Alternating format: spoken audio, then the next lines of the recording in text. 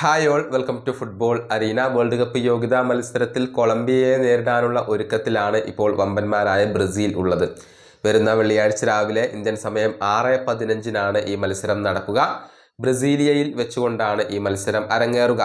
Neymar junior ഇല്ല എന്നത് Brazilian ആരാധകരെ സംബന്ധിച്ചിടത്തോളം നിരാശ നൽകുന്ന ഒരു കാര്യമാണ്. ഏതായാലും ഈ മത്സരത്തിന് മുന്നോടിയായുള്ള ട്രെയിനിങ് സെഷൻ ഇപ്പോൾ ഡൊറിവാൽ ജൂനിയറിന്റെ നേതൃത്വത്തിൽ പുരോഗമിച്ചുകൊണ്ടിരിക്കുകയാണ്. ഇതുമായി ബന്ധപ്പെട്ട ഒരു പോസിബിൾ ലൈനപ്പ് ഇപ്പോൾ പുറത്തേക്ക് വരികയും ചെയ്തിട്ടുണ്ട്. അതായത് ട്രെയിനിങ്ങിൽ ഡൊറിവാൽ ജൂനിയർ ഉപയോഗപ്പെടുത്തിയ possible lineup ESPN Brazil report ചെയ്യുകയാണ് ചെയ്തിട്ടുള്ളത്. അത് നമുക്കൊന്ന് പരിശോധിക്കേണ്ടതുണ്ട്. ഗോൾ കീപ്പർ ആയിക്കൊണ്ട് ആലിസൺ ബക്കർ തന്നെയായിരിക്കും. ഇനി പ്രതിരോധ നിരയുടെ കാര്യത്തിലേക്ക് വരുമ്പോൾ സെൻട്രൽ ബാക്ക് പൊസിഷനിൽ ഗബ്രിയേൽ മഗല്ലസ് ഉണ്ടാകും. അദ്ദേഹത്തോടൊപ്പം മാർക്കിഞ്ഞോസ് ആയിരിക്കും സ്റ്റാർട്ട് ചെയ്യുക എന്നാണ് റിപ്പോർട്ടുകൾ.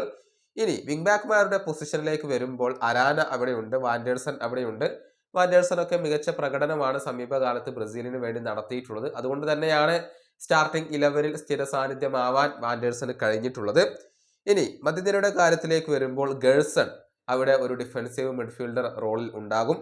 അതുപോലെ തന്നെ ബ്രൂണോ ഗുയിമറസ് അവിടെ മിഡ്ഫീൽഡിൽ ഉണ്ടാകും. മികച്ച ഫോമിൽ കളിക്കുന്ന റാഫീഞ്ഞയായിരിക്കും അറ്റാക്കിംഗ് മിഡ്ഫീൽഡർ റോളിൽ ഉണ്ടാവുക. അഥവാ നെയ്മർ ജൂനിയർ കളിക്കുന്ന ആ ഒരു പൊസിഷൻ, അഥവാ ആ ഒരു നമ്പർ 10 പൊസിഷനിൽ റാഫീഞ്ഞയായിരിക്കും സ്റ്റാർട്ട് ചെയ്യുക എന്നാണ് റിപ്പോർട്ടുകൾ.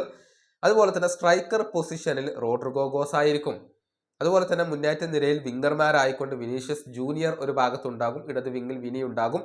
വലത് വിങ്ങിൽ മാഞ്ചസ്റ്റർ സിറ്റിയുടെ സൂപ്പർ താരമായ സാവിഞ്ഞ ഉണ്ടാകും. ഇങ്ങനെയാണ് ബ്രസീലിന്റെ ഒരു പോസിബിൾ ലൈനപ്പ് ഇപ്പോൾ വരുന്നത്. മോശമല്ലാത്ത ഒരു ടീമിനെ തന്നെ ഡൊറിവാൽ ജൂനിയർ അണിനിരത്തും എന്നാണ് പ്രതീക്ഷിക്കപ്പെടുന്നത്. ഏതായാലും ഈ ഒരു 11 കുറിച്ചുള്ള നിങ്ങളുടെ അഭിപ്രായങ്ങൾ എന്തൊക്കെയാണ്? അത് നിങ്ങൾക്ക് കമന്റ് ബോക്സിൽ പങ്കുവെക്കാം. ഈ വീഡിയോ അവസാനിപ്പിക്കുന്നു. അടുത്ത വീഡിയോയുമായി വീണ്ടും കാണാം.